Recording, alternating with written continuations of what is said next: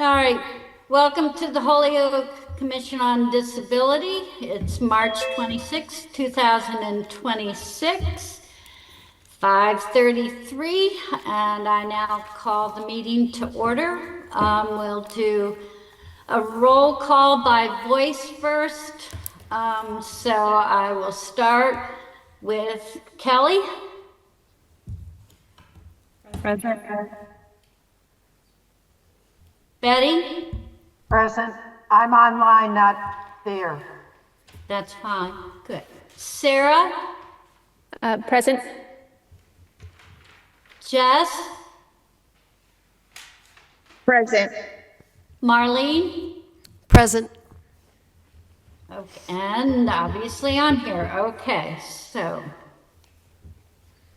I'm gonna first ask for a motion to move the agenda item on the Holyoke Climate Preparedness Plan with our folks coming in from the Holyoke Conservation and Planning and their group. If we could have a motion to move that ahead, please, and a second. So moved. Second. Second. All right, great. So today, what I'm going to do is just pass this on to Yoni. You all were sent an attachment, a little bit of an introduction to what he's going to discuss and how we might choose to participate. Yoni is of course, our conservationist in the city. And Yoni, you can also, and Claire is also here, I think, but I'll let you do the introductions and go ahead and get to it, Yoni, because Yoni does have a conservationist commission meeting at the same time, which I know because my husband is here in another room getting ready for that Zoom. So I'll leave it to Yoni. Go right ahead. Hi, thank you, Lynn. Good evening, everyone. I'm Yoni Glogauer. I'm the Director of Conservation and Sustainability for Holyoke. And Claire's here also from our group. We're working on climate resiliency planning for Holyoke. It's a state program called Municipal Vulnerability Preparedness. They have funding for climate resiliency projects. Holyoke's been successful in getting a number of the action grants for important projects to make our community more resilient to the effects of climate change. And now, as part of our participation in the program, Holyoke and many other communities in the Commonwealth are undertaking an intensive process for planning that they're calling MVP 2.0. Holyoke did a version of this plan back in 2018 when the program was first created. And now we're going back and revisiting some of the priorities from that time period and doing some deep community engagement. It's a bit of a different process this time around. They really want us to focus on social resiliency, not just infrastructure, but how climate change will affect things like housing and job security and quality of life, and how it intersects with the other challenges that our marginalized communities have to deal with. And so we have a group, our core team, composed of municipal staff from different departments. So not just conservation, but we have representatives from Board of Health, DPW, the Planning and Economic Development, and our library director is part of the group too. And then we also have 5 community liaisons. Claire's one of those. And we're working with a planning vendor, Taproot Consulting.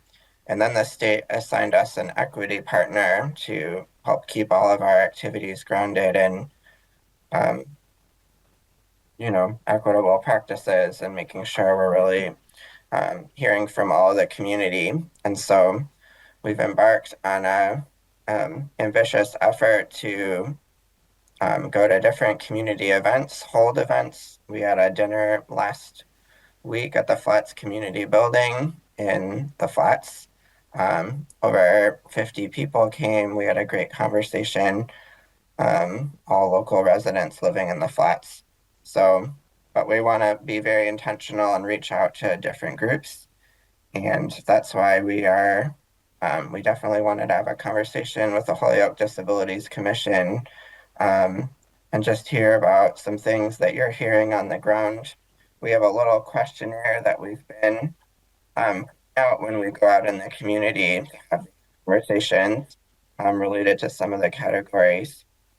Actually, share my screen. Is that allowable? Yeah. Is it giving you, Yeah. is it giving you the option? Sorry, Yoni. Oh, there you go. Okay. I just like permission before. I won't go through this in great detail, but you know, we did make this for pretend this is for you all and not the dinner we gave last week. Um, so we have a few phases in this process. We have developed a core team that I mentioned. We're really revisiting our different resilience priorities. And the cool part is at the end of this process, we'll identify and undertake a seed project. The state will give us an extra $50,000 to implement something from the findings of this process. And I have no idea what that project will be. We're going to figure it out together. But that's something we all have in the back of our minds. We're looking for something that'll have a good positive impact and can lead to future projects. Yeah, this is what I was talking about earlier. Climate change doesn't affect everyone equally. It doesn't affect all aspects of society equally, but it can exacerbate existing inequalities and lead to systemic breakdown. So, where there's already unequal access to basic needs in various ways, it can lead to negative impacts and be exacerbated by those impacts and lead to systemic breakdowns in things related to housing, food, and water infrastructure.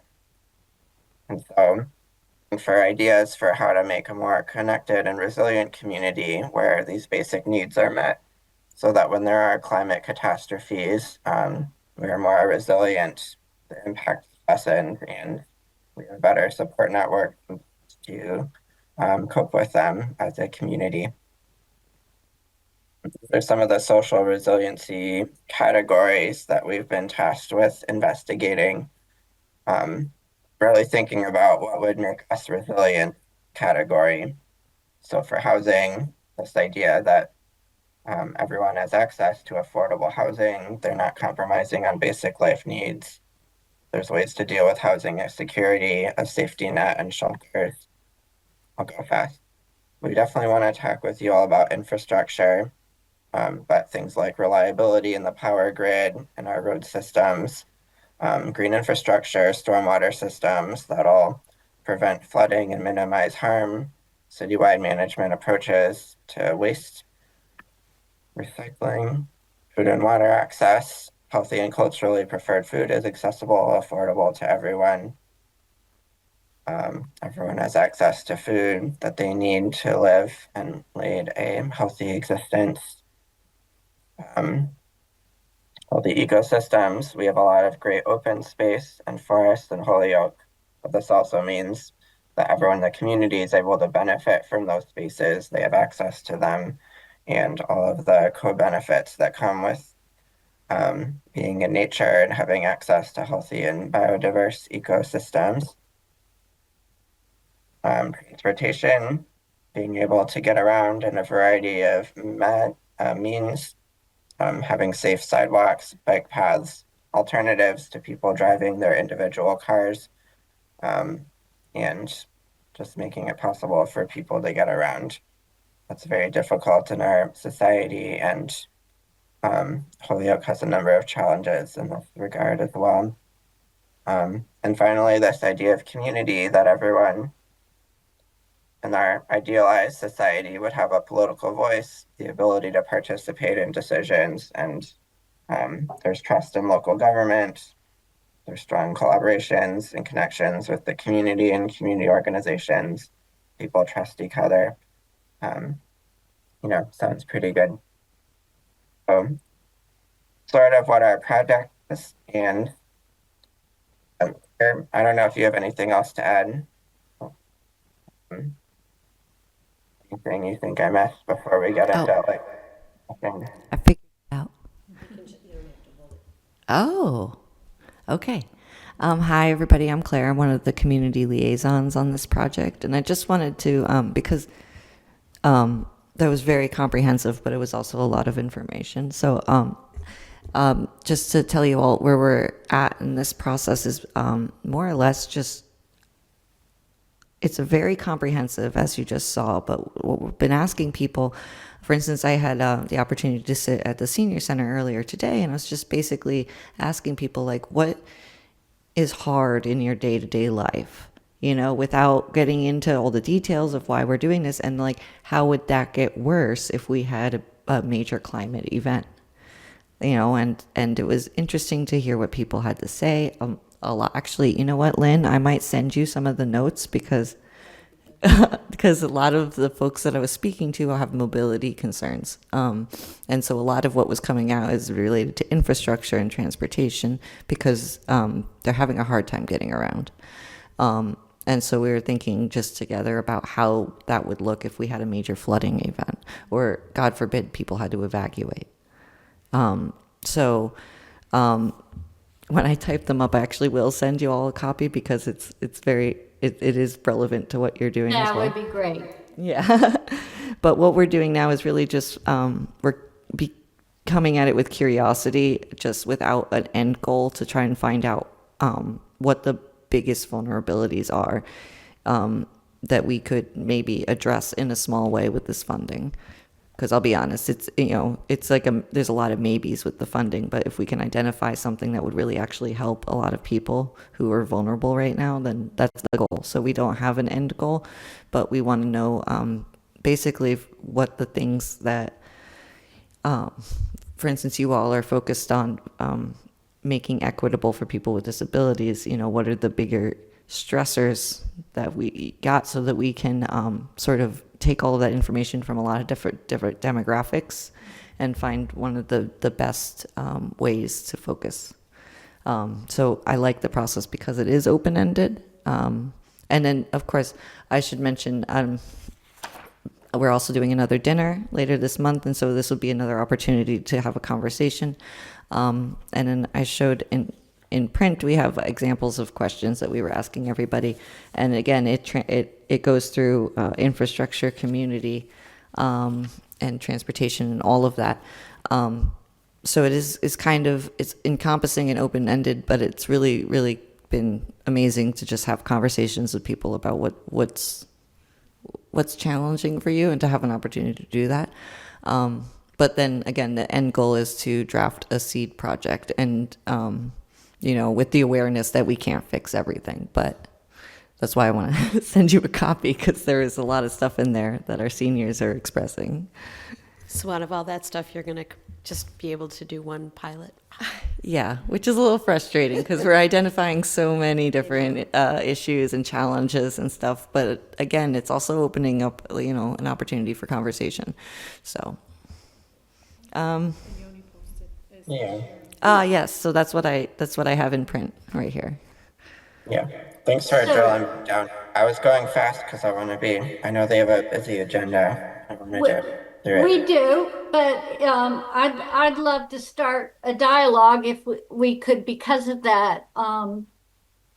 If you guys are ready. And again, this is being recorded to the members, so we can also, while that is a lot of information, because of that, we can send this out to each of the members for you to peruse through more in your own time as well.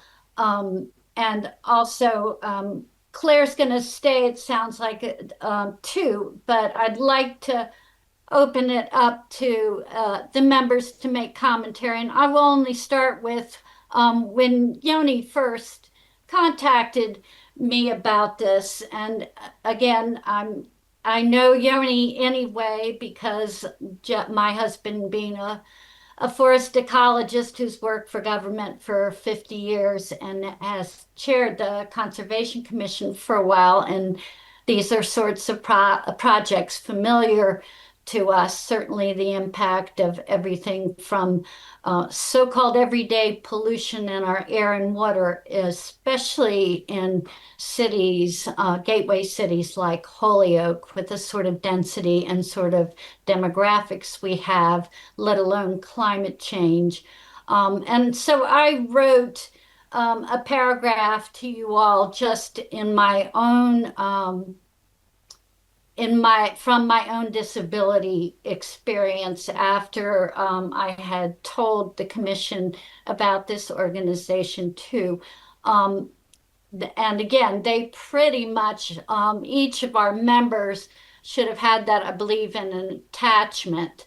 Um, but when you look at everything in there, the first point that Yoni was making to me too was that it is going to refocus or focus more on marginalized groups, because we all know that when there are difficulties and issues in a city and a society, they're likely to hit certain marginalized groups first, particularly those of lower income, higher density. And then again, the statistics for disabled people from the census and the CDC and the World Health Organization tell us that disabled people are the largest marginalized group in the world, in the country, in our state, in our county, and even in our city, which is why we're currently working on conducting, and Claire, you might be interested in this, a disability accessibility survey that we'll be getting out in the spring. But that being said, so one of the things we find, for instance, is emergency issues. And you see that around the country and definitely in even Holyoke. That when we have, for instance, any sort of natural disaster, flooding particularly, you know, since most of us can only live in lower level apartments and residences. That's really kind of important. Where do we go? The homeless situation. I could keep going on about. I'd love to see in your documents, for instance, Yanni and Claire, when you put affordable housing, that you add the word accessible to it because of those kind of statistics. And so all of those things are relevant. So I'm certainly interested in anything that we can contribute in information to help you related to this group. And I'll leave it now. Pretty much. And I will say too, Yoni also told me in terms of the commitment that we can send a different person to the meetings because he understands how commissions can get stretched with membership, etc. And we can make commentary in other ways. So I will now, does anybody else here have a question for them? I have a question. Well, first of all, thank you both for that because I think it's super important.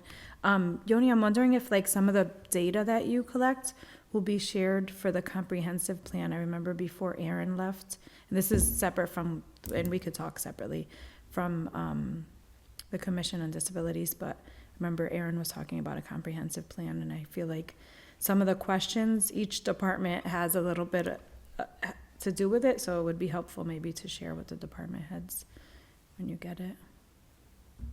Yeah, it's interesting the timing of these different planning processes. Like we were just gearing this up when that comprehensive plan had been mostly completed. It's undergoing some draft revisions now. So if we do have some findings compiled and there's time, they might be able to work it in. Awesome, thank you. Yeah. Also, I just wanted to add, I like how what you all are doing and what we're doing with the survey, they both correlate with each other. So what your findings are may very well answer some of what the questions we have for our survey.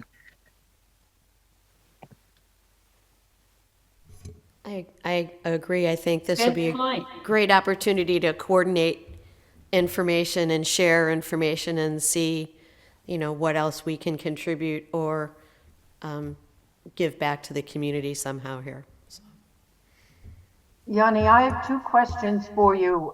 The first one is the timeline. Are you in the midst of year one, or have you finished year one and this is now year two of your project? We're in the midst of year run. We started around the new year, and yeah, we're doing community engagement, having conversations like this, Okay, and yeah, so we're all right, still at a relatively early phase of this process, but right, we are okay. hoping by this summer to identify some concepts and plan out our seed project Mhm. All right. so My that second question is about collaboration with neighborhood communities, or is this grant very specific to only Holyoke? just to Holyoke. So other communities like Chicopee recently completed the same process, but for their city.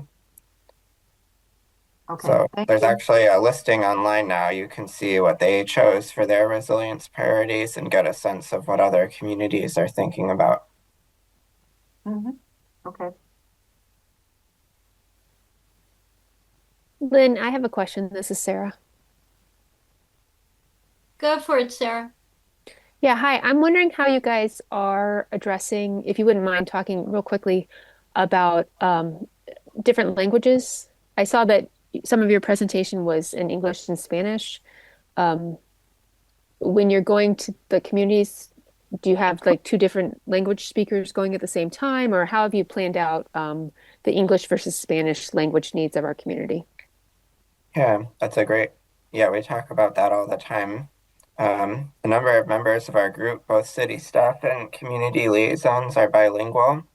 So when we're going out to like community events like the diaper distribution at Kate's Kitchen, we try to go in teams where there's at least one Spanish speaker to help with conversations. Um, this presentation was at the Flats Community Building at 1 Holyoke, and we were, intentionally targeting the residents of that area. I was open to all, but we definitely wanted to hear from the residents living in affordable housing in the flats. So we had the presentation in English, but we had a live translator with headsets. Um, and then again, when we broke it into smaller conversations, we made sure to distribute our groups so that Spanish speakers, folks who aren't strong English speakers, could not only understand what's going on, but be an active participant and give their feedback. Thanks. And can I just follow up and ask, did you have any other language needs that you didn't anticipate for other languages or um, Yeah, we're working with UMass right now to help us translate some materials into Haitian Creole. There's a lot of immigrants who have come to Holyoke recently, um, definitely in the school system, and it's like a growing need to also have materials in that language as well. thank you, that's really helpful. Yeah. Good question, Sarah. And I would just interject on that line. I mean, so much of what we do in these sorts of organizations is communication. And so I also wonder if you're aware, well, again, obviously, we can do some help in terms of presenting some of this in terms of access. But I always wonder, again, communication is often a big issue for people who are disabled.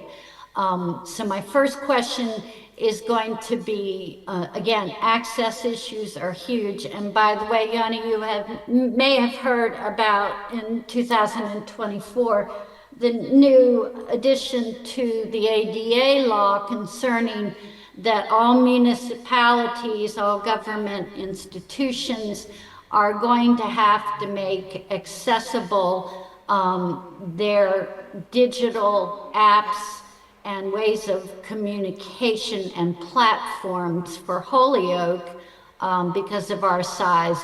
It will be not till April of 2027.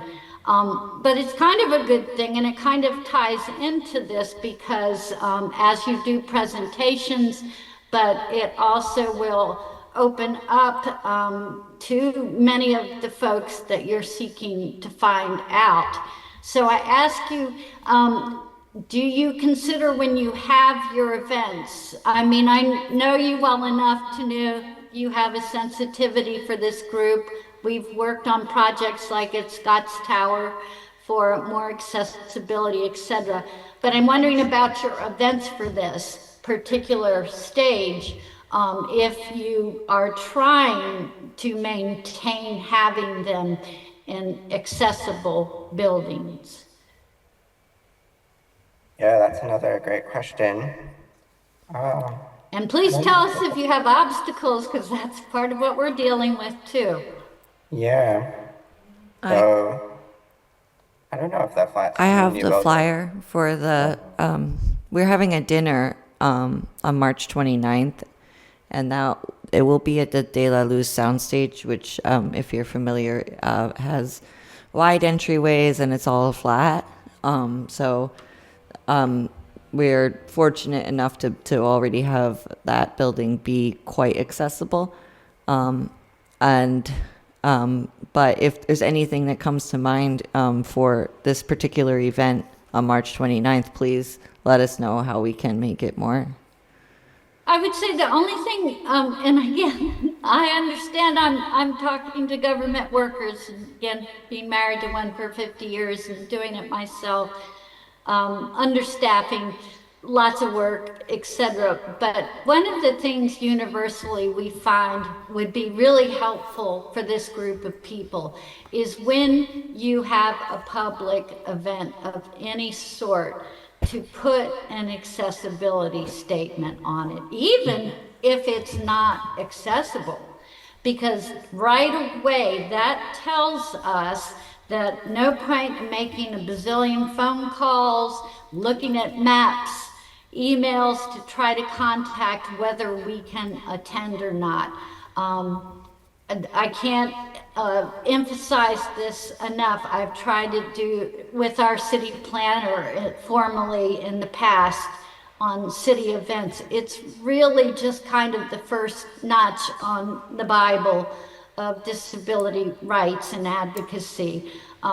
Just something simple when you put out an event, one little line. And believe me, being a graphic artist in my own business, I know how hard it is to put all the relevant information on an FB post or the rest.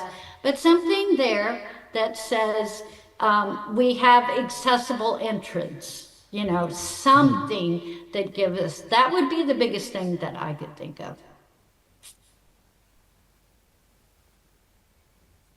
Yeah, Right, and thanks. likewise, oh, go ahead. I was going to say likewise, in the event of a climate emergency, those same considerations come into play when it comes to communication with groups who navigate with disabilities. I mean, I was saying, God forbid, if there has to be an evacuation or an emergency alert needs to go out, it's not always taken into consideration the way people take in information. Absolutely. And I myself had that about 2 or 3 years ago with Providence Ministries.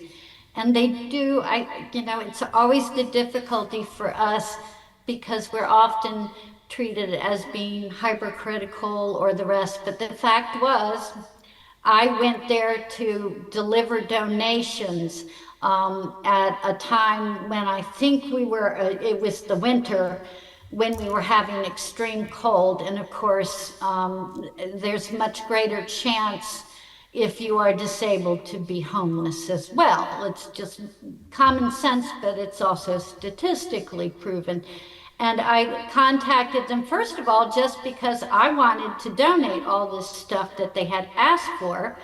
And the first thing I have to do as a disabled person is find out if I can get there. And it was clear that it was all steps. They had an elevator, but it had not been functioning for 2 years. And so I had my husband drop it off with me, but then I did make contact with the woman that was running it at the time, no longer there. And again, she's a hard worker, she does lots of people, but her response to me was because I was not concerned just about myself, but how many of these folks in the cold that are disabled don't get out. And she said, well, I know our neighborhood homeless people quite well in our community, and I don't believe we have any of them that are disabled. And I'm Sorry. laughing because I don't Sorry. know what else I know. Sorry. Marlene gets it. Because that we hear that all the time. Well, they don't come if they can't get in.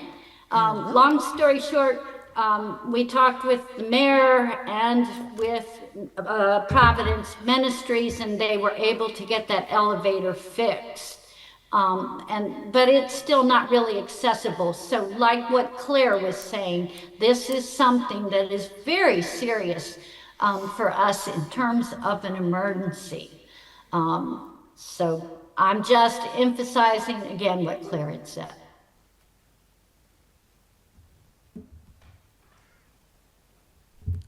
I, I just want Anyone else? to, I just want to respond a little bit and say that I think it must be maddening because nobody who navigates with a disability, right, wears a name tag that says I'm moving around with a disability, and so for the person to respond and say, well, none of our people are disabled, it's that's a little wild to me. And Oh, at the again, senior many are center. invisible, as you know, Claire, too. So that just compounds it, doesn't it?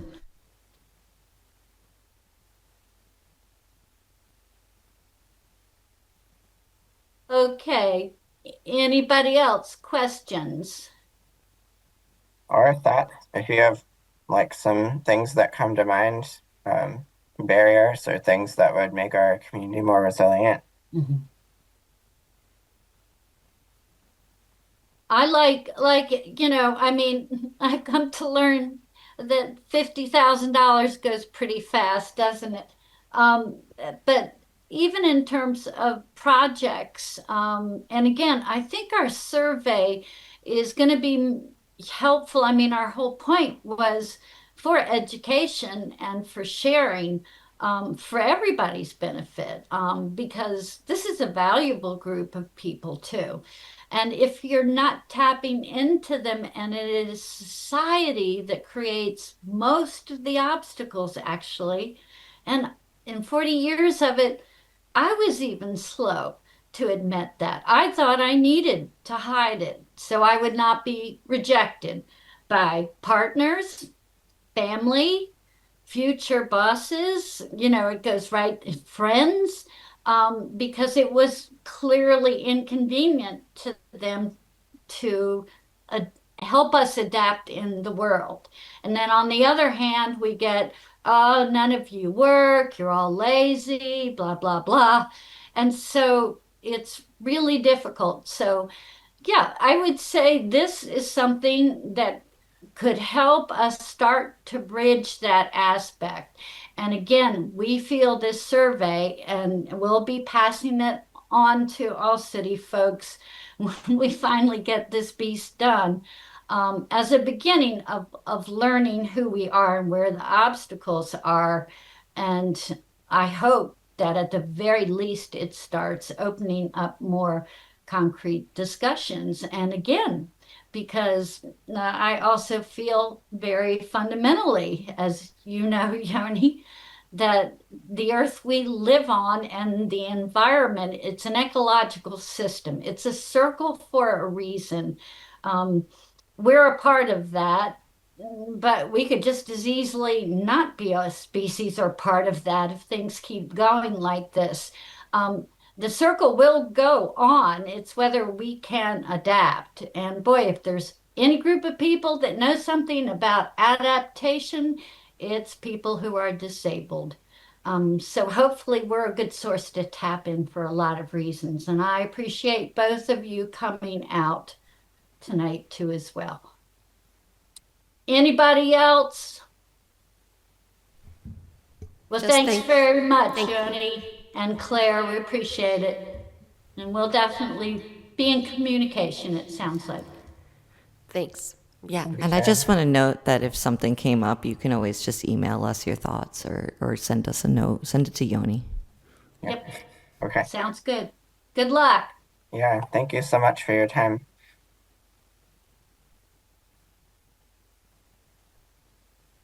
All right. So, moving forward, we need to do the approval of our minutes from February. The first thing I just want to say on that, that was one of our really long meetings. So I want to thank Betty for the time it takes to go through all of that, and we do appreciate it. Um, so I have just a couple corrections, but I don't think most of them are that big a deal. For the most part, I really think she did a good job um, of summing it all out.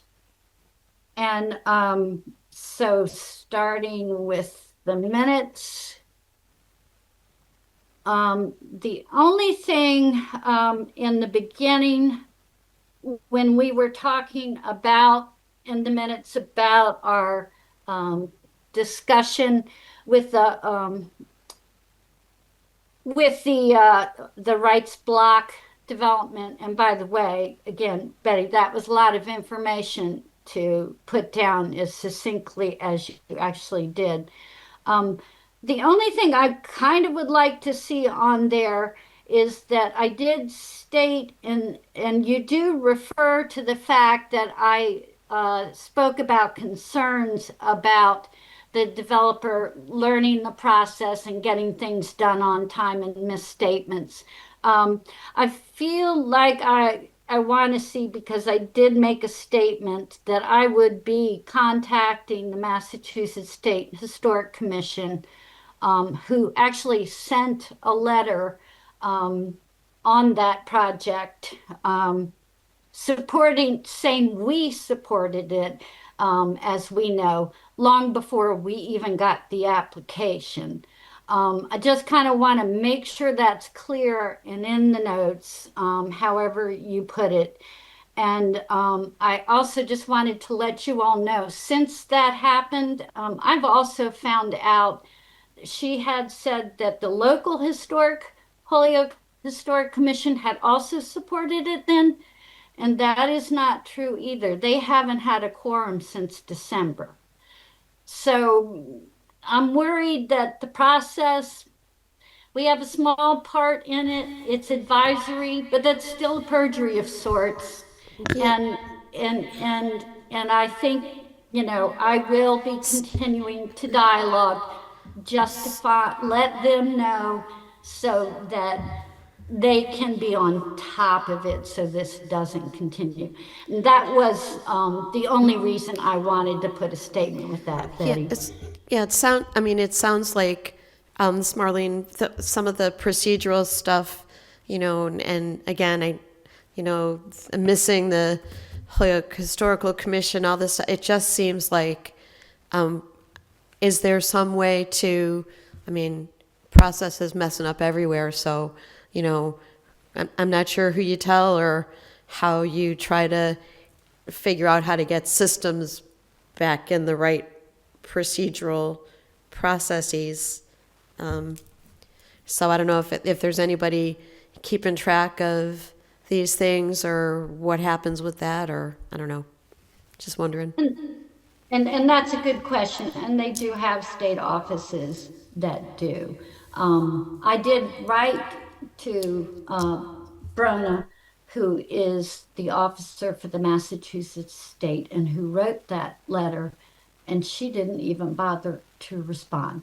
Now, everybody loses emails or misses them or whatever, but that's another reason I'll follow up with it. And just for the reasons I said. I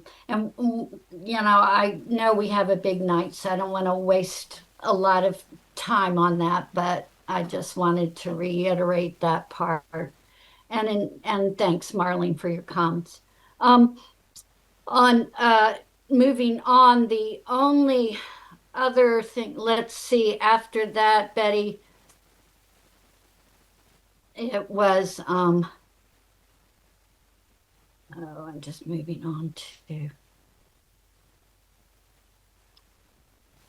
where there's one line in there that concerns me. And Betty, I want to hear from you on this. And it may be that it can be stated in a different way, but the line that says other commission members, under where we're talking again about the disability survey, other commission members were not notified of these meetings. So we didn't give you the exact times, if that's what you're saying, but we had a very long discussion in the meeting before about the process that I and Jess and Sarah did, and why we were suggesting it to be more efficient so that we didn't tap the whole membership out. And as you know, I tried on other subjects even to say, could we have a whole nother full meeting? But we're all complaining about how long these meetings have been when we incorporate even this small bit being done by a smaller group to be efficient.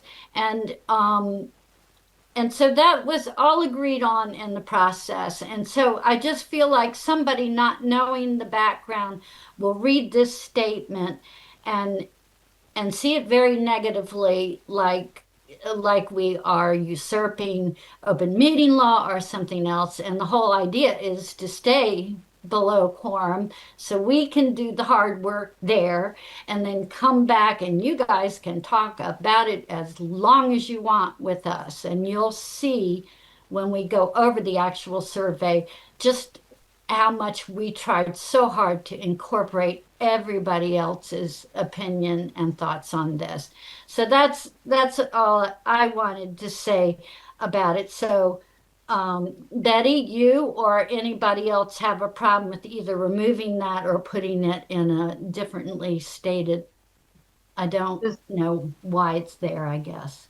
The specific reason was to make it official that we did avoid open meeting law concerns by not notifying everyone and keeping your survey group to a small working group. And that's fair. So maybe put in there instead, this group never reached quorum. That's simple. And then that's all covered as far as I can say. But I think without that, it starts going the other direction. Anybody else? And Betty, do you have a problem with that? Well, I think if we're going to change it, then we should specifically say open meeting law is the reason or something reference that so that it's clear. I again, I'm not, well, anybody else? yeah, I mean, there's nothing, I mean, it's appropriate for there to be, for non-quorum groups to get together to Yeah. chat about items. If there's a topic that was a known discussion, I'm just not, and we followed what we understood as open meeting, so just stating that to just state it, I'm not sure why we would need to do that. I think people would just assume that we would follow And again, if you procedures say appropriately. quorum, they know quorum you're referring to the Yeah, open I meeting don't know. law. I'd be concerned that someone would take the opposite stance saying if you're holding an information meeting to develop a survey, why aren't other members informed or invited? Well, again, it's mixed. I guess, and you know this because you've been writing these notes for a lot longer than I have or anybody here. That by law, you give a basic summation. You try to do the best that you can. You're not required to do a perfect transcript. And so I think they're a basic summation. You say clearly two small groups have been held to draft survey questions, which is all accurate and true, and then following it up and saying these small groups never reached quorum and were agreed to in process by the full membership. I guess what I'm saying is if you're going to start delineating, then you're going to have to add to me the whole delineation that this was all approved and discussed in open public meeting as the process we would use that would allow us to still abide by open meeting law, and we have done that. So whether you want to put in all those, to me, all those details in addition, or you just want to settle for adding again, that these meetings never reached quorum. How about just two small group meetings in following open meeting law? And that would be there was two small group meetings so as not to disturb the open meeting law or whatever the right terminology would be, something like that. Could keep it short and simple or in accordance with open meeting law, something. Yeah, I mean, again, there's other ways you can do that, Marlene, or I'm sorry, Jess, did you have something? Because I printed it out and I read it and I went back and I needed a little clarity because I was thrown off, because we spoke about it. We made it clear that we were working in like little subcommittees, to take care of the survey. So I get what Lynn is saying and I get what Betty's saying. I just feel like meet in the middle and just revise how it's worded so no one can mistake it in any way. So like whatever, however, if it's gonna get redone, just reword it to state that it's a subcommittee, no quorum. Because it's always been mentioned and updated that that's what we were working on. I can see how it can be misinterpreted. But I get both sides, but yeah, to maybe change it. Can we say subcommittee? I think you should It doesn't make suggest any language and difference. vote on it. Right, right. That's what I'm trying to say. Thank you, Kelly.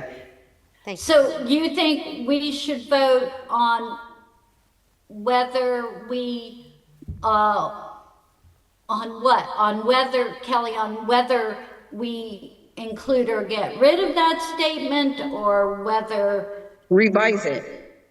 Yeah, I mean, think we'll vote revising. on it anyway because we're going to vote on, The minutes. The minutes. The minutes. on accepting these minutes with comments as discussed, as we always do. Right. But are you saying, Kelly, you want to vote on this It sounds one like you want the specific language thing? changed, so I just think maybe some suggested language. Because it sounds like Well, everyone's kind of on the same page, but just don't agree with the language. So again, I gave suggestions and so did Marlene. So I said instead of saying that, you could say that this smaller group never met quorum and then reported back to full commission as, and I would add that, as formally approved by the full commission, because that happened too.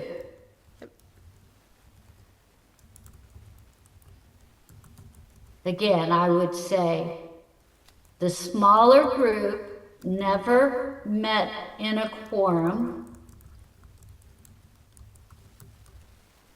as discussed ahead of time by the full commission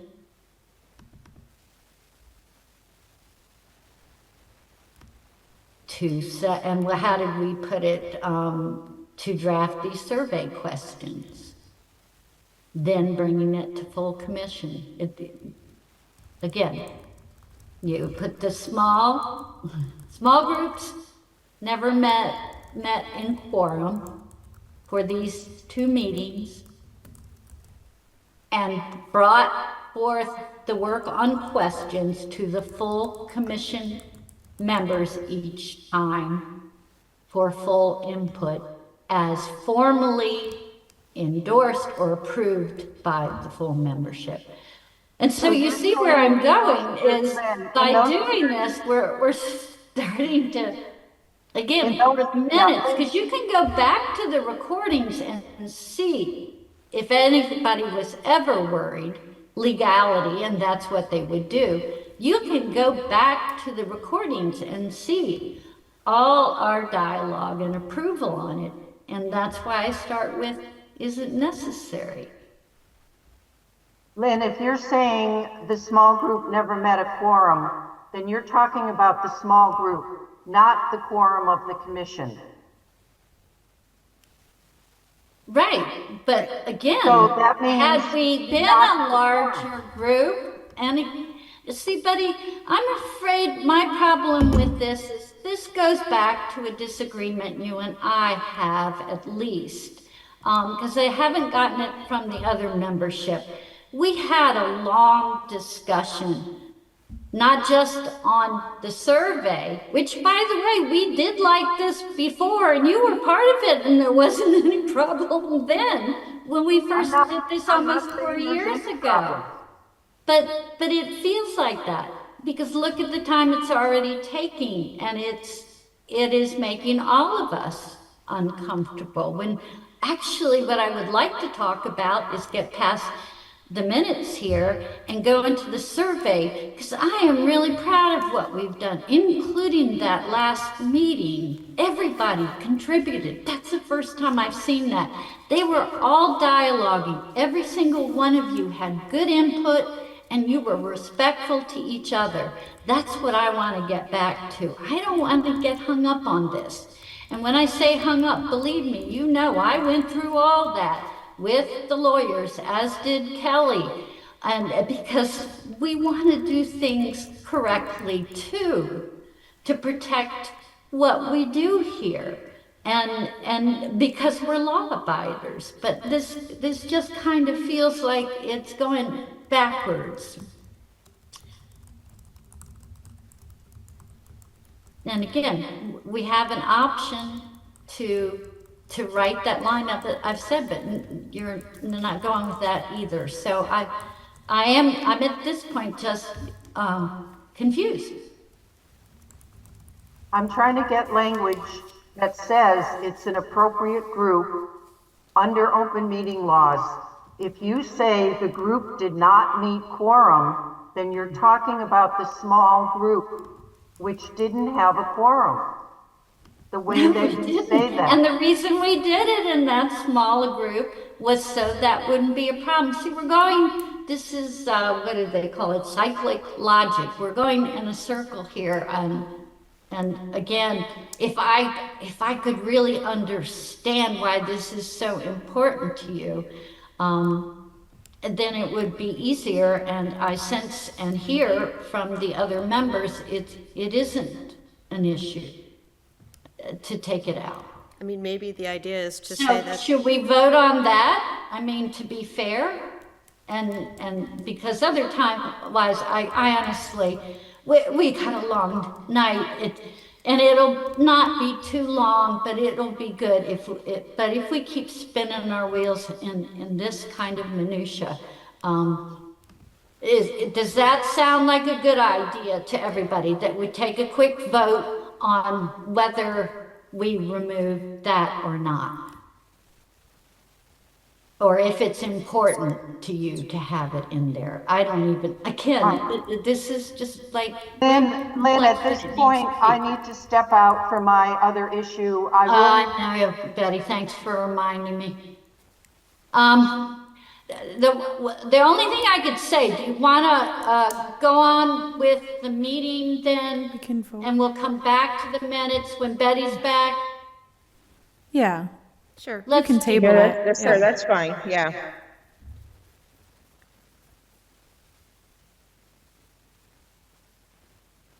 hang in there, Jess. I see the body language. So,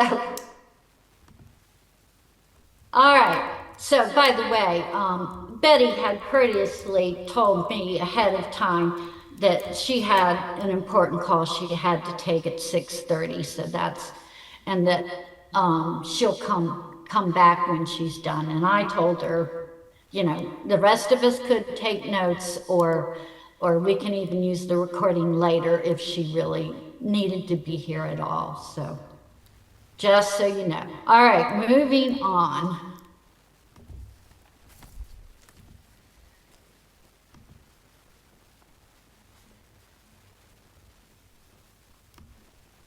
All right. So, all under the auspices of two and our budget funds for fiscal year 2026 and its disbursement, which we've got to get done, and process and distribution. I'll start with the Zoom virtual account. And mostly on that, we got it working. So in fact, the only issue was recording with Holyoke Media, but nobody had trouble getting in, right? Okay, so we're on a roll. Thanks, Kelly. We got it down, and apparently got the right messages. It sure seemed like, and Yoni and Claire obviously were able to get in. So no further discussion on that. The only thing related to that, I would say, in terms of our Zoom account and that being part of the budget, is there are two things we're still working on. And what it appears with Zoom, and Kelly, correct me if I'm wrong, that the best we can do with our Zoom account is not actually ASL, but it is helpful to people who are hard of hearing or deaf, at least, but not by them generally the best form. But the best form would require interpreters that we can't really afford with this account right now. We'll see what comes around, maybe with the pressure from the feds and the rest. There might be more grants or other places also wanting to do that, that will come about in the meantime. So nothing much more on that, except to say I had told you I was going to speak with Brenna, our city clerk, about translation. She has agreed a long time ago to do it. I know she supports it too. But it wasn't happening, and so the election came up in November, and I knew she was busy. So in December, we had our last contact with her, and I believe Jeffrey Anderson Burgos was on that too, because he came up with what I thought was a smart idea to have the translation put on the back. And then nothing happened, and I contacted her again, and then finally I did get a good dialogue going with her. And she has told me that they have a temporary translation, and just was in on that conversation too. on email, hoping that she had at least enough Spanish capabilities since I'm monolingual, unfortunately, Yeah. in terms of looking at that application. But it was Brenna's thought that it really probably wasn't good enough. And that either way, because the application was already fairly long, I believe, there were various reasons they didn't think they could actually print it on the back, but right now, they do have that particular translation there as part of the application in the clerk's office, should anybody need it. So, you know, we'll see. I told them, of course, they know Natalie, Valencia, and who's going to be doing our translation for this survey, who's well known in the city. But again, it's not a cheap process, and I'm still not sure. Jess, were you sure have any idea on what you interpreted from Brenna's response about future translation? I mean, I looked over the application. It's a two-page application process. It covers the bases. The first page is just asking, demographic information, and the reasoning. And then the second one is asking for copies of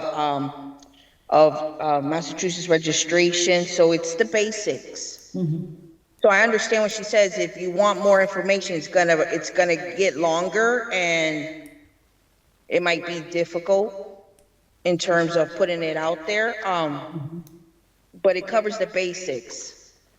And I'm looking over and I printed it out and it's a two-page application process, front Yeah. and back. But this is what they've been using this whole time. So it's getting the job done. It's just a matter of what revisions are wanted and added onto there. Okay. Yeah, I guess, and I found that confusing because she also referenced City Councilor Izzy Rivera because she said he was the only Spanish speaking counselor, which isn't true. But I wasn't sure what that reference meant, like where that came into it, but I think it sounds like for our purposes, they have something there because we know that certainly translation has been a huge issue for a lot of the residents in terms of filling out their applications properly. So to answer your question with this, if Yeah. this Spanish application was submitted and sent to us, and I read it, Uh-huh. I would be able to interpret and decipher what their needs are. What That's we would great to know, regularly Jess. do. And I'm able to work with this. That's good to know. And that's basically, like I said, something I couldn't have answered, so thanks. All right, so if no questions on that, then again, the only other thing in terms of language and communication related to the Zoom is that Kelly and Jeffrey Anderson Burgos and I had numerous emails around the beginning of March or mid-March talking about the ADA requirements coming up and how we start in the city beginning that process. And it is pretty awing and pretty mind-boggling. But it was interesting to hear Jeffrey has different outlets than I do, as does Kelly. Kelly, is there anything that the commission needs to know, or are we just, work in progress? I don't think there's anything they need to know now, but Jeffrey's on top of it. He gave us some examples, and then I collected some examples from municipalities, And it seems like Civic Plus, which is what our clerk uses for posting the agendas and minutes, I believe, I'm not sure, has the service. So we'll explore it, and funding, the mayor asked us to get a cost as well. So what I collected is in the drive, in the COD drive, so you all have access to that form. Great. And I know I sent it out. I thought I had put it in the drive, but I'll double check. And that was what I sent out, a link to the recording of the organization that did the presentation that I went to. And and also questions and answers in it that are very helpful from so it was for Municipal Commission on Disability members in terms of what they've done so far and what they had to do, how to fund it. That's starting to change even in terms of grants, who's in charge of it, how big a project it is. They did, as I told Kelly and Jeffrey, state very clearly that we need to be very careful if we hire an organization to do this. But quite frankly, I can't imagine how that couldn't happen, because this is a big job. And there are cities much larger than ours that put a lot more documents and communication out than even we do, that are going to have to take this on. So we do have till April of 2027, and we're working on it, and we'll continue, and it will be a good thing. Even though it's a big job, it will be a good thing. So on to the survey. All right, so we did send out, thank you, Sarah, the document that I hope is outside of some really minor changes, gonna be the one that we all had input in. I am so sorry again for getting it to you late, but this is exactly my whole point to Betty about doing this smaller group. If you think it's taken long for us now, imagine if we had meetings doing all the stuff that Sarah and Jess and I did nonstop, constantly back and forth, and then bringing it here and going through it again. It is initially a really big undertaking. We did a lot of research on it with lots of other organizations, and I think it's looking pretty good for what we're trying to find out. And we kept it down maybe even to too few questions. But we were pretty good right away with the help from you all on putting it in organized, meaningful categories. And I think it will be a learning process either way. And once we've done this and been through the whole process, I also think that we've learned a lot. And there's nothing to stop us from in another couple years doing another survey or a different sort of survey. But clearly it was complex because we started on this idea, what, 3.5 years ago, Sarah? And so anyway, we'll start it up with, from what you all have been able to look at. Like I said, we went through the document that we presented to you in February, and we went through all our notes from that February meeting of what each of you had said, every single one of you, and everything you commented on, and tried to make sure that we included all those adjustments in there. And then Sarah also tried to start to standardize at least a little bit some of the answers and even the format for clarity. So let me know what you think.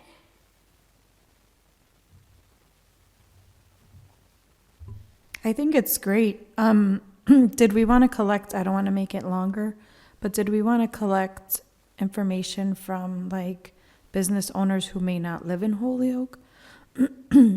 Like not send it to them separately, but just have a section. Because we have like, what ward do you live in? But what if they have a business in a ward or something like that? So my thought on that is, what I think we were trying to do first of all was keep it to Holyoke residents, for And that's lots fine. of reasons. Yeah. And I think it's a good question, Kelly. And the first way I would answer that is, what might really be helpful is if, we give this information after we've done it to them. So they can start to see, oh, maybe I should open up, these would be good clients. Yeah. These would be nice patrons at that point. And they can be used in the process when we present the tool, right? Anywhere. If we do a presentation to businesses, for instance, on how to engage your disabled patrons. That would be my first thought. Yeah, no, that's a good idea. It's okay to focus on the residents first and maybe in the But I future. want to hear anybody else. And the residents may speak about Yeah. businesses too, Yeah. so that'll be helpful. Yeah, absolutely. And it may be something again that we do next time around is extend it and cater it. And, actually talking to businesses and saying, what is your biggest obstacle in terms of becoming welcoming to disabled community? So, anybody else? No, what I was gonna say was, it was like previously discussed, it was geared more towards the citizens, the individuals of Holyoke first, but I like Kelly's idea. Later on, share that information, because let's be honest, the endless opportunities that a business owner can get from this information, or future business owners might see a need of something and create something out of it. So the I could possibilities. see, I like it because again, the more I look at this and show it to Mm-hmm. other people, right? Haven't we heard this really hugely good response? Even Yoni's group is starting to get it. Maybe we should talk to them. So we could have, once we have this great tool, it's the beginning of conversations. But Kelly's right and you're right. Just with not just, because the whole idea is to get society to see and understand us and appreciate us. So we could have like a seminar or a forum where we're presenting to Holyoke businesses. And we can give them statistics. We can start looking up in all our enormous amounts of time. But in the future, we could, once we have this done, we could take this into them, but also look up statistics of how many taxes we pay, how much expendable funds we have, how it's much more important, to have us contributing to businesses than not. So there are those statistics out there, so we could really turn it on its ear and make it a mutually productive way. So Lynn, what will be the next process here for the survey? So if we will all vote on this, I don't know how long. I mean, Betty said she was going to come back. I really would like to make sure we include her in, obviously, there she is in the vote. So good. Betty, take a breath. That was fast. So we had decided just to put off finishing the discussion because we didn't want to do it without you on the comments and go on to the survey. But we also don't want to do much of that. So mostly we've just been discussing that, no concerns here, but, uh, Kelly just brought up, whether we should include business owners in it. And my comment was that was kind of decided to do it just to the residents first, but that it could be a great tool to take in to businesses and even have use it as a tool for a seminar for businesses and how they should be encouraging disabled community to come in and be their patrons. So that's all we really did, and we didn't want to go ahead and vote on it until you got back. So my question to you is, if you didn't get a lot of time, but if you've looked at the survey at this point, we tried to include, as you can see, your question, and everybody else's, and Sarah also tried to standardize at least a little bit those answers. And it's only 17 questions, and she's changed the format in a way with the font and the rest to be clear. So, fire away if there's.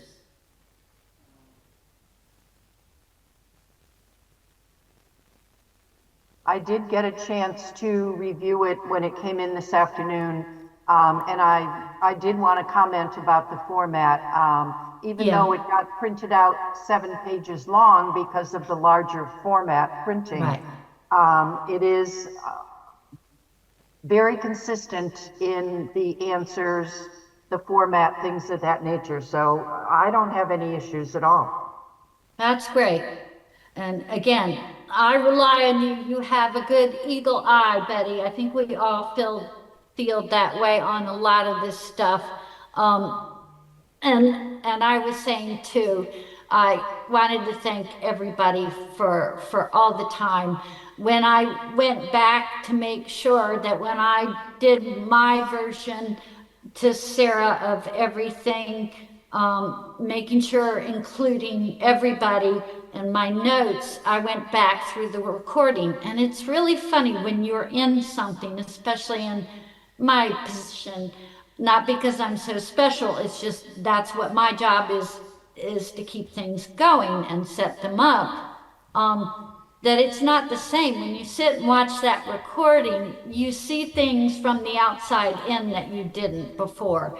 And it made me feel really good to watch it again, because that was the first time I saw us all really talking and participating and adding, and it seemed with interest. The only bad part was Kelly couldn't be here, but hopefully she'll look at the recording one day, and Leanna, sadly, who I have to check on again. I'm worried. But I saw you all be respectful to each other too. You were sensitive, each of you. And actually, I saw where I goofed up once because on one of Jess's questions, and we were discussing it, and I was so busy looking at my notes in the meeting and the faces nearby that I didn't look up, and she had been like waving a number of times to me, and I missed it. So live and learn. So again, thanks. And so probably the best thing I can do is to call for, well, first I'll tell you, yeah, process the next thing, and Kelly, your input is helpful here. So we have 2 things we need to do.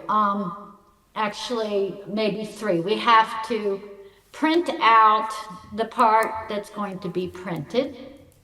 But we also have to put it through Survey Monkey. And so, Kelly, you know more about that process than I do. Will they only have a certain template and try to change what we've set up here? Or can we actually, again, just hire them to do the evaluation of the outcome of our survey? So I've only experienced putting the data in and sending it out and receiving the data back. I haven't contracted them to do anything. So I can reach out to see if that's possible. But that'd be it, great. you know, it won't look exactly like this, but all of the text that's in here will be able to be in there. And then the, you know, picking the, checking off, you know, where the bullets are, they can do, and then open comment. So everything that's in here can be added to it in different sections like it is on these sheets. Okay, so that would be the next thing, if you can talk with them, and then we decide about that, then we have, to get the translation done. Natalia or Natalie is just, waiting for the word from us, for us, to say the document's ready. Then she will do her job, and that expenses we vote on will come out of our budget for that. Then once it's translated and we've got this down, we will also need to talk to HGNE, and Kelly, if you can do that when we're at that point. But again, my calendar goal is to try to get all the rest of this after we vote, going in April. And sooner we get that done, I'll go and print it out. And then we can start talking about lining up, our visits to some of these local community organizations, and who on the commission is willing, to be part of that. And But Lynn, I was going to say also that Neve from the senior center Yeah. offered to distribute the survey additionally through her email process to her membership. Great. Yeah. Yeah, Yeah, I think I if you vote on it tonight, you should send it to Natalie ASAP, because if we want to get it in the April mailing to residents with the gas and electric, I'll ask her what the deadline is. Creating a QR code is easy. So Okay. that's what she requested, Yeah, a and QR it's a code. big job, and I know she's always busy, so that sounds like good advice, Kelly.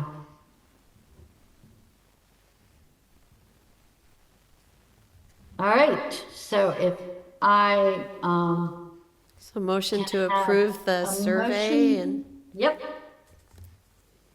motion to approve the survey as presented. second? Second. Okay. All right, we'll do a voice vote. All right, starting with Kelly. I thought I wasn't a voter. Oh, I'm sorry. It's definitely after 6. All right, Marlene, Yes. Betty, Yes, Jess, Yes. Sarah. Yes. I vote yes. Did we get everybody? Oh, I love these screens. Okay. Then our survey is passed, the survey. Look at us. And we go, yeah. And again, this is very cool. Sorry. I think you all should be proud. All right. You'll be prouder if I get you out of here, I know. Okay, so.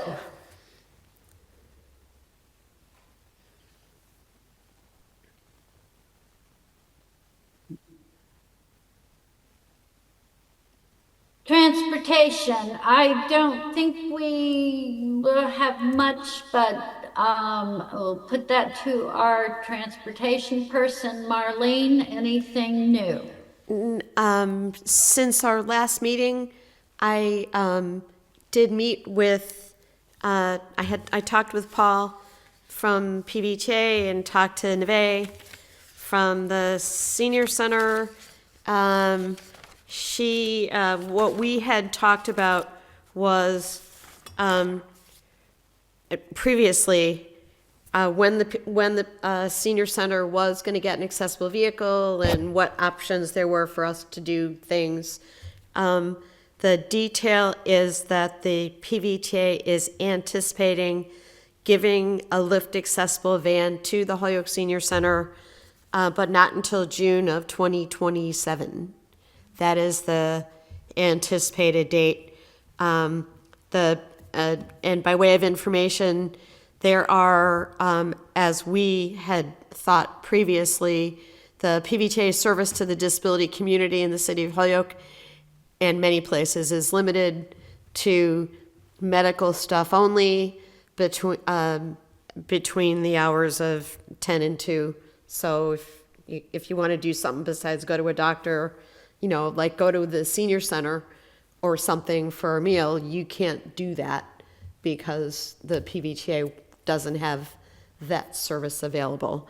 But they did, we talked to the van operator for PVTA, which is Humes Transportation, to see if there was something that we could use if we could support the senior center using our funds to support Humes to pick up that time of day, perhaps as a pilot, in anticipation that, 2 years from now when they get a vehicle, a year from now, it feels like a long time. It feels like 100 years. Anyway, if we could do something in the interim, Humes was not interested because having our ability to give them money for a short period of time wasn't good enough for Humes to actually set up a pilot for us, and that would be more of the 22G conversation at some point in time. But the 1 year allocation from the city wasn't doing anything to give Humes any excitement that it would be a good idea to go out and hire someone or start a service. Yeah, and I do believe, Marlene, we discussed that part last time. I don't Yeah. mean to interrupt, but I do Yeah. think we know that, and again, that is going to be the issue for bigger things in transportation and other things, why the 22G I was will be more helpful. I was happy to hear from the planner from the Conservation Commission that, as we noted, because at the senior center, when people were talking to us, Neve had seemed surprised that people needed to have accessible transportation. It blew her away. Anyway, but same thing, when the Clara was there, that was the first thing and the most important thing she heard from anybody was that they can't get there. So I rest my case. I've spent 40 years trying to friggin' do this in this city, so I continue to fight. There you go. We appreciate it, Marlene. And the only other thing I would add is you had also brought up Neve saying about equipment, like they definitely need the walkers and crutches and devices like that. And so I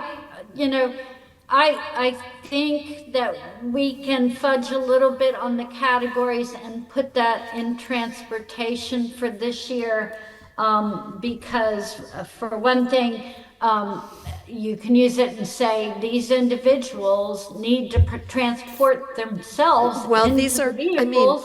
I think And you can call them so- mobility devices and have that Yeah. meet the criteria. Right, and the other thing I wanted to assure you on, that I wanted to make sure we were clear on, is I went back into the state site and looking under the proper use of Commission on Disability funds. So again, it is perfectly, they said appropriate use of funds may include, for example, special education equipment for local public schools, structural changes to city or town buildings, adaptive equipment for municipal blah, blah, blah, a wheelchair ramp, other municipal projects. And they actually also do describe situations where, yes, equipment for disabled folks as well as like students in the public school to also get the aids that they need. As long as this is, I think what matters is that this is a city public building, the senior center is, and they support the residents in the public that are disabled. So it sounds like we're fine to do that, and I guess we really can't vote on specifics. I mean, we voted on the transportation category until we know what those costs are. I don't know if Betty or Kelly has more information on that, but would I it be do have a, wise for she did Marlene to give, go back and get specific costs? I have a list. Oh, you're ahead of the game. I have a list of things she's asked for. That sounds great. So, I'm giving it to Kelly. okay. Kelly has it now.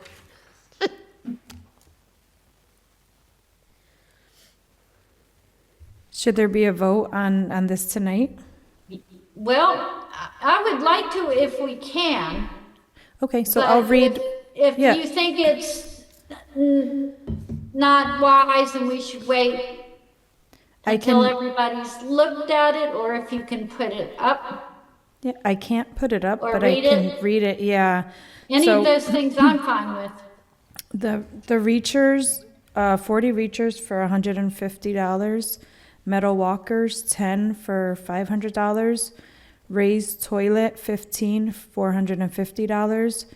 And it says transport WC, is that a? Transport wheelchairs. Oh, wheelchairs, 5 of them, $750. And then there's vehicle repairs, year to date, I guess she spent, $4,500. Yep. And then projected, $1,500. And I think we have another meeting before. 6,000. Yeah.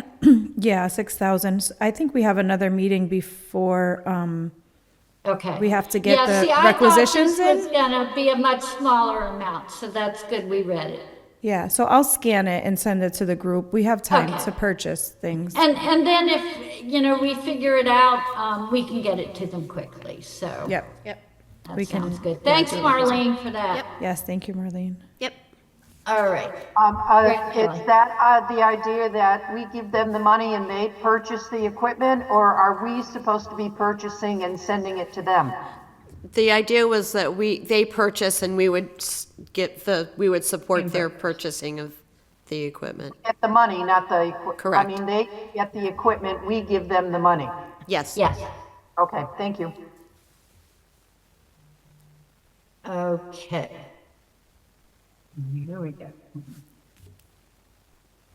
All right, aid for disabled students, and in terms of that, we don't really have anything new because again, we've been focusing on some other areas that we know we could get to, and also the survey, other than what we've discussed with you all before about doing an education program, etc.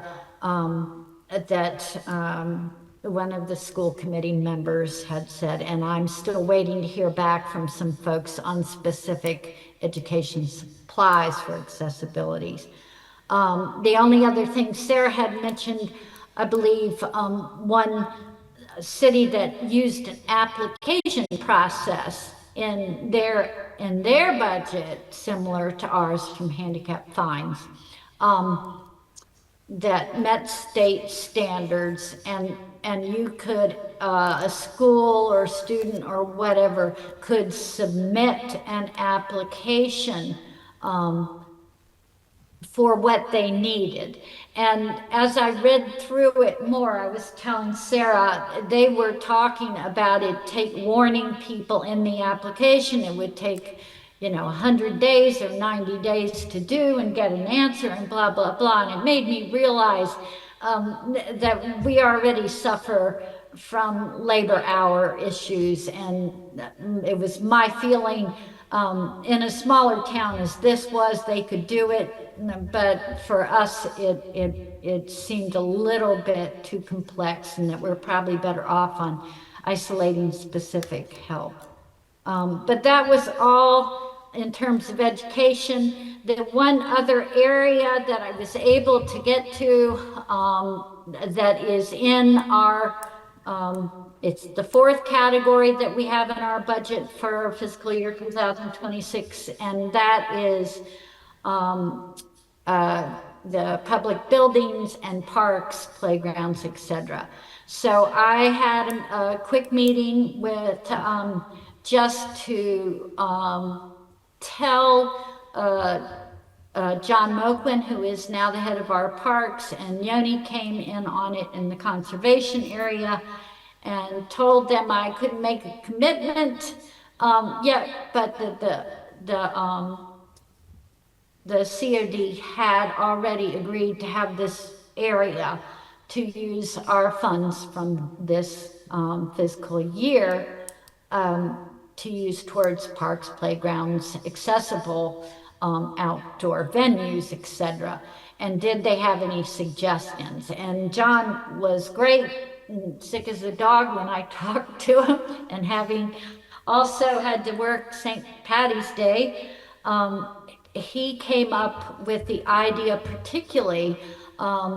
We were trying to focus kind of on, we know there are two new parks. One is Jones Park, I think, and Ward 7 already. They just got also a fantastic accessible playground there. So we were trying to go to more dense areas, more populated with more kids who, don't have cars or access to Mount Tom, etc. And so he mentioned Pina Park. That is on the corner of Dwight and Center Street. And you can look it up online. It's only about a half acre. And John went out and checked it again, and he's gonna write up also a list of sorts. He was thinking on the line. The last time I think that it had been, and it is a small park, redone was almost 9 years ago. So that's often something we can help with. So he felt like redoing ramps, surfaces. When he went out there, he said they definitely could use like an accessible picnic table, that kind of That would be great. thing. So And can we do that? yeah, it's definitely again part of the state plans. That's great. And all these things have to abide by state and city. And again, they've never used those funds for us before, so I'm not sure they have any specific standards in terms of that, other than we go through the budget process that we have to through city council Right. and through the mayor's office. And that again is an area, again, these cannot be private or even nonprofit, really. They don't even like going down there. They want it to be public access. So that sounds like a good start. And they also suggested we contact, and I will do that, Jenny Rivera, who's in Ward 1, and also where that particular park is. And also Counselor Israel Rivera, who works with a lot of the community organizations and a lot of the parks down there with all sorts of softball teams and all sorts of activities, to see if they have anything in addition. But it sounds like the need is there, and unlike some of our other categories, Marlene, that it may be easier to actually help them out with Yes. what we can afford to contribute. We'll get there. So I just mostly just wanted to let you know on that, and I hope by April is what Johnson, my goal is to have something very itemized and specific for you. Lynn, is the Question? rehab of Pina Park something that is on the agenda for this calendar or this fiscal year, or will that carry over to next year's finances? So that was in the one that was 2026's fiscal year that we have to spend by June. No, that's not my question. is the Parks Department planning rehab of Pina Park to be You done? mean actually applying that and doing it Yeah, or using it? Yeah, I would imagine they would get right to it. And that will be something we will discuss too, because again, we've learned that application has to be part of it as well. And again, these are relatively simple things. And because he has the contact with DPW and also the other folks that might be enlisted to actually do the work, he should be able to do that pretty quickly. But I'll make sure of just all that, Betty. Absolutely, when I come back in April with it. Anybody else? All right. So really, Kelly, as you know, and that was something else in the comments, by the way. It wasn't just me, it was Kelly and Jessica that met with the mayor. And of course, we did that after talking to you all first, much like we did the first time around and we discussed this last month as well, so I don't think have to be redundant, that he seemed to be supportive, but we still have to go through that process again. Indeed, if we want funds for the next round, because that's already starting. So Kelly, if you have anything more to add in terms of that, what deadlines, because I keep hearing from the city things that change on when we need to get those categories. He seemed to think they could, the money doesn't actually roll over, that the categories themselves that we've already selected would still be workable. Yeah, we should set up a meeting with him for next week to request the budget. The department heads were asked to get it in by 3/31, so Okay, we should have it in also. sounds good.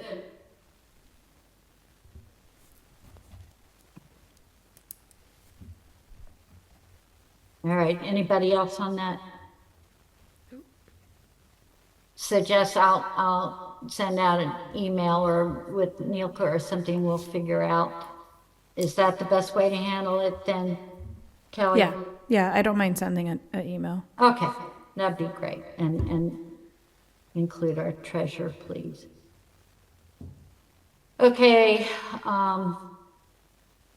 Massachusetts wheelchair repair bill. I will say that for you all, in something that I send out to everybody. All I'll say is they had both for the Senate and the House briefing day, which they do at the State House every year, and that's when you can bring in and access your representatives and senators and try to engage with them personally. I was going to go there. Jeff was going to drive me to Boston. There, unfortunately, I got sick, had more issues, and couldn't go physically, but I could go virtually, which is what I did. Made my contribution testimony, and mostly it was about 60 people, most of them using wheelchairs. And they did do a recording of it. Their statements were incredible. We had a couple of senators that I'll call out in an email to and thank, who stood right up for us. They have been working with us, and they called out the fact that these two companies are basically vultures to vulnerable people, and we all know it, and we need to pass this thing, and it's on its way to Ways and Means. But I would really strongly urge you, when I send the link, to really watch the testimonies. When you see these folks that I'm working with there, I mean, just unbelievable. And they're working and dealing with this stuff and passionate and smart. And while their stories can be horrifying, they're really rejuvenating too. Certainly was for me. So I'll just say that. And keep you posted on it and also just send you the link.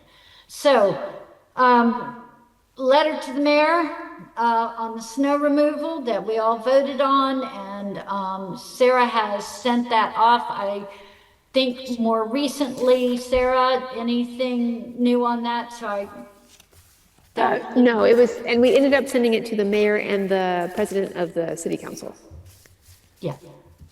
just to clarify. Yep. That's right. So everybody gets to at least see that part. Lynn, just for Yeah. general information, Yeah. I don't know which one of the city council meetings, but within the past couple weeks, two letters, not from us, but two other orders were put in regarding this same topic.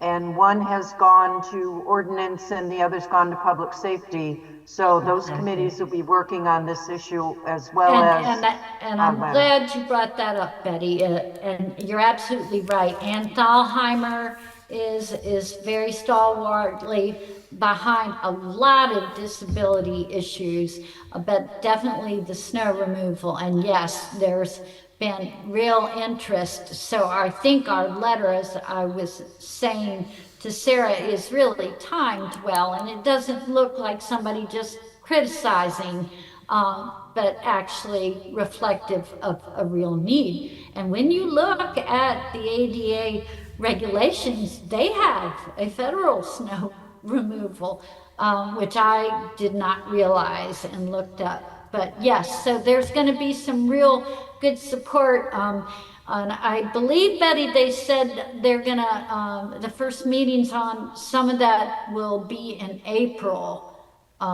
is what I heard, but I'll double check. And between us, we can certainly notify our commission members when that happens. And you can certainly look on the site under both those committees too. And I'm sure it'll be interesting, and I'm sure it'll be well attended too, unless we're so far into spring suddenly that we forget how bad it can be. So yeah, I think that's again another sign of our involvement in things in a good way and opening up some worlds. But again, the letter that we sent to the city council has not been put on their agenda. So I don't know when they'll actually put it on the agenda to be received. These are different orders that are not related Yeah, to our and I letter. realize that, but I will definitely talk to Anne and some of the others and ask her just about what is the best process for us in that.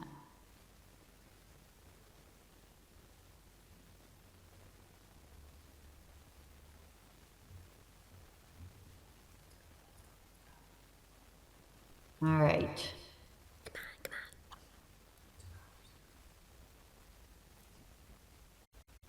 Okay, new business. I have not, and Betty and I talked briefly, I have not seen any new sign applications. I did get contacted actually, and about a sign removal need on Sargent Avenue.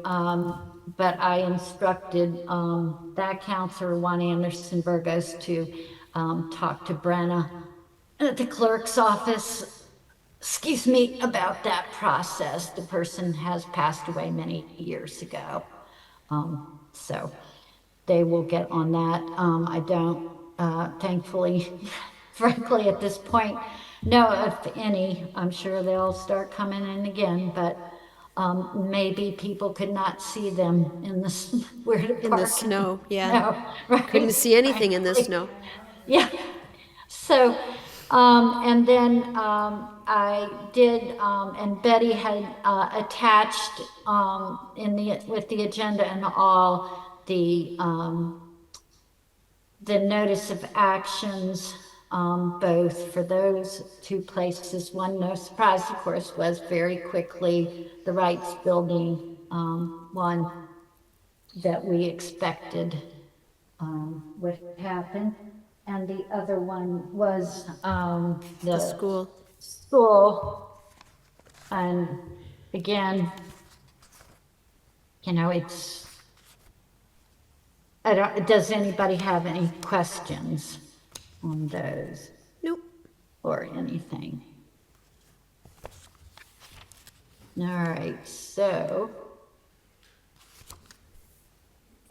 So if I may, real yes, quick, I'm not sure how to, I would like to request or want to know how can I go about getting some information on a certain street that has a couple of handicap parking signs up? If I want to get a list to see who they belong to, who put in the application for them, because a couple of them, I think the people have moved out or they're not there anymore. And I'm curious. I want to know how can I obtain that list? The Who clerk's can? office, I the think. clerks, yeah, Okay. definitely. Because I know the city council puts in for, removals, but I want to do some researching because I'm noticing that two particular locations, I don't see anyone there any longer. If they need to be removed, Right. then And they I can do think so. that's what the ordinance, even though it was about removal, was about it impacting empty places Right.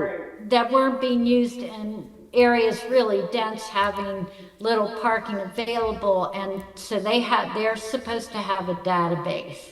So Okay. I would definitely, that's a good thing. And I'll be interested to see what you find out with your analytical brain looking at it too. So, all right. Jessica, once you get the information that you're looking for, you have to work with one of the city councilors to put it in order with the Okay. city council to get it removed. Okay. You can't request it, but a counselor can Right. do it for you. Understood. Thank you. There you go.